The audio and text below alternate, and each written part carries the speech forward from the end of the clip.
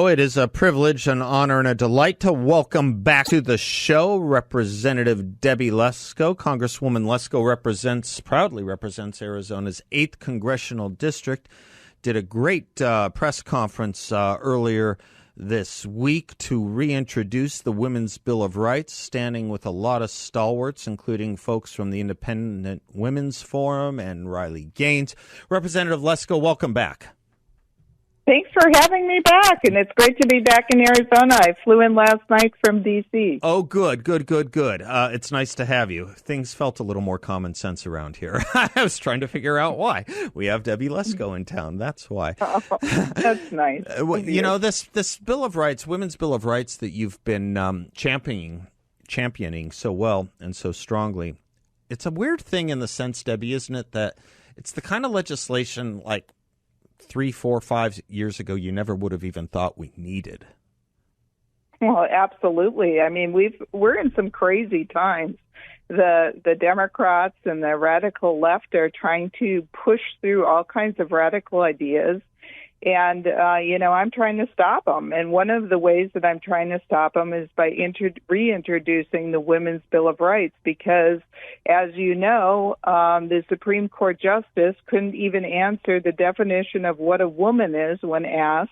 And people seem to be confused. And so it's very important that this bill gets passed, because it defines what a woman is and what a man is in federal law. And it seems like we need that, because now there's some courts out there that have bad rulings that they don't seem to know what the definition of sex is. So basically what my bill does is, for the purposes of federal law, a person's sex means his or her biological sex, either male or female, at birth.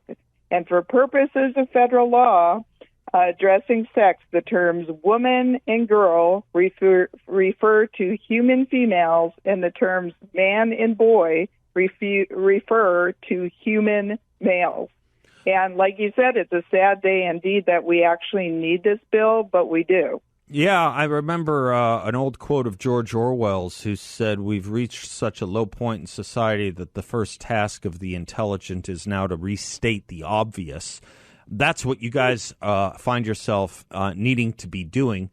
Let me put out a website, womensbillofrights.com, womensbillofrights.com. Anyone in the listening audience can, and I would urge them to sign it. It would be nice to get tens and tens and tens of thousands, hundreds of thousands of names signed onto this, Debbie, to help you guys out. What do you say, by the way, Debbie Lesko, what do you say to people on the other side of this issue, which is odd, I mean, but there are people on the other side of this issue. That's why you don't get a lot of Democrats supporting you, if any. But by the way, yeah, let me ask you that, if any. Do you get any Democrats supporting you on this? Not yet. Yeah. So far, all of the co-sponsors of the bill have been Republicans. Incredible. And so I don't expect that any Democrats are going to support it. I mean, I would be pleasantly surprised if they do, but they have gone so radical. This is not the old Democrat Party. This is, in the last few years, they have just been pushing through the most radical stuff. I mean, think about it yesterday. Not only this issue, but yesterday in the U.S. House of Representatives, Republicans passed a bill that supports police and is against defunding the police, and 117 Democrats voted against it. Incredible. Like, who votes? I just don't understand that. It's just and I don't understand when you have Riley Gaines, who has been swimming since she was 2 years old and training, and she's in, the NCAA swim tournament, and then you have a male, Leah Thomas, who competes against her. They tie.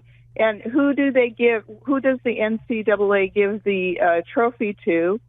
The transgender Leah Thomas. Mm-hmm. And Leah Thomas, when she swam with the male swim team, she was mediocre. She was just in the middle. Mm-hmm. And so this is not fair to women. It's not fair because they're erasing women.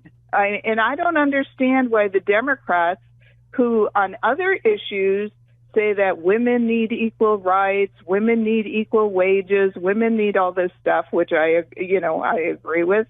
but they totally are giving transgenders priority over women. And so what I say to my Democrats, because a lot of people, will say that, oh, you're discriminating against transgenders.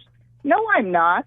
They are discriminating against women. Yeah. I'm not going after transgenders. Yeah. If transgenders want their own sport, go for it. If transgenders want their own bathroom, go for it.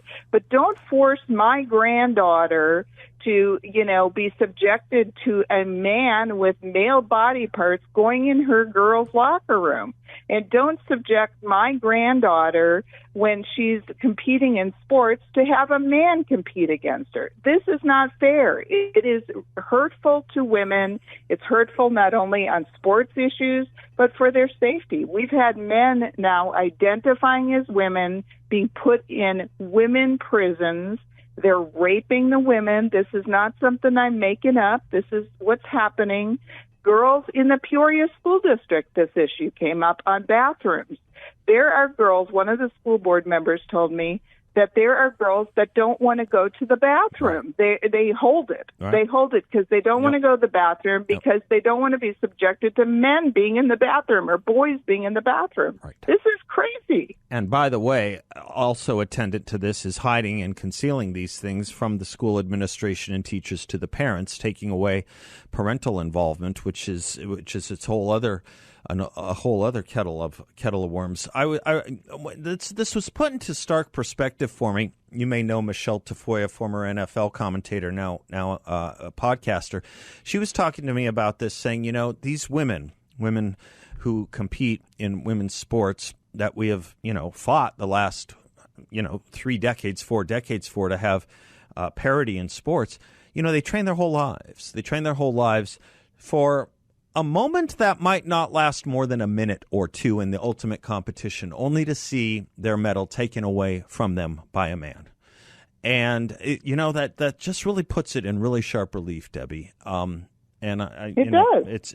It's an incredible thing. And to watch, former spokesmen for women's sports like the female soccer players cave on this issue just shows you what grip the left has on so many people, because it's the most common sense thing in the world. As I say, something I wish we wouldn't have to do, but I'm really glad you're doing it.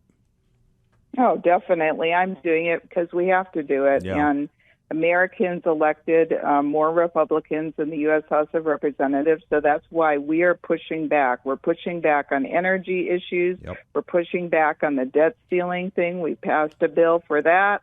We've done border security bills that we've passed out of the U.S. House of Representatives, and now helping law enforcement. So we're just doing our job and getting things done. Now it's up to the Senate and the President. Good for you. Alexander Hamilton spoke about the need for energy in the executive. We do need energy in the executive. Right now, all the energy's in the House of Representatives and with people like you. Debbie Lesko, thank you. Folks, go to womensbillofrights.com and add your name to this bill that Debbie is adding all her energy, name, and credibility to, and doing so well. Thank you, Debbie Lesko. I'm Seth Leibsohn. We'll be right back.